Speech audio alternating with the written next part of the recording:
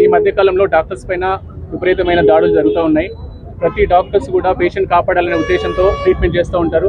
ముఖ్యంగా 2 రోజుల క్రితం శంషాబాద్లో లిమ్స్ హాస్పిటల్ కూడా ఇదే ఘటన జరిగింది. పేషెంట్ని ఐరిస్లో ఉన్న పేషెంట్ని సర్జరీ కోసం తీసుకున్న తర్వాత ఆమెకి ఇన్ఫెక్షన్ ముదిరి పేషెంట్ మనం ప్రయత్నం చేసినప్పటికీ కూడా ఆమె చనిపోవడం జరిగింది. ఆ తరుణంలో అక్కడ ఉండే అటెండర్స్ వాళ్ళందరూ అక్కడ ఉండే డాక్టర్స్ పైన దాడి చేసి వివిధ రభస సృష్టించడం జరిగింది.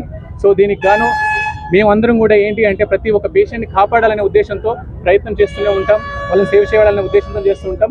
ఎంతో సర్వీస్ చేసే ఉద్దేశంతో మనం ఇక్కడ శంషాబాద్లో అన్ని హాస్పిటల్ కూడా అదే ఉద్దేశంతో మనం చేస్తూ ఉంటే ఈరోజు దాడులు చేస్తూ ఉంటే మనం ఏ విధంగా పేషెంట్ని తీసుకోగలుగుతాం? పేషెంట్ చూడాలంటే కూడా ఇబ్బందికరమైన ఇది కలుగుతూ ఉంది. ముఖ్యంగా ఆ రోజు చూస్తే మీరు అందరూ కూడా ఉన్నారు.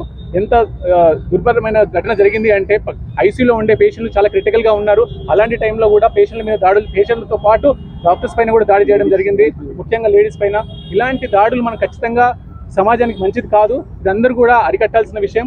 సో మనం ముందు ఇంకా ఇలాంటి తరుణాలు ఏర్పడితే సమాజానికి పెద్ద చేటు ఉంటుంది. ఎందుకంటే పేషెంట్ని మనం తీసుకోవాలంటే ధైర్యం చాలాలి.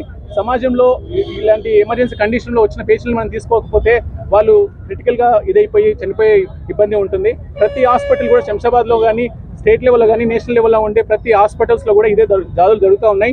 ఈ దాడులు జరగకుండా ఉండాలంటే మన గవర్నమెంట్ కూడా న్యాయపరమైన ఖచ్చితమైన వాళ్ళపైన శిక్ష విధించాలి. వాళ్ళపైన వివిధమైన రకరకాల సెక్షన్లు పెట్టి రూల్స్ అనేది పెట్టాల్సిన అవసరం ఉంది. ప్రస్తుతం కూడా ఈరోజు ఐఎంఏ తరపు నుంచి శంషాబాద్ శాఖ తరపు నుంచి అందరం ఈరోజు ర్యాలీ చేసి మేమందరం ఈ దాడిపైన మేమందరం కూడా సంఘీభావం వ్యక్తం చేస్తూ ముందు ఇలాంటి జరగకుండా ప్రతి ఒక్కరు సమాజంలో ఉండే లీడర్లు కూడా ఇలాంటివి ఎంకరేజ్ చేయకుండా ఖచ్చితమైన ఒక ప్రణాళిక ఏర్పాటు చేసుకొని మనం ముందుకెళ్లాలనే అవసరం ఎంతైనా ఉంది. ఇక్కడ వచ్చిన ప్రతి ఒక్కరికి కూడా ధన్యవాదాలు.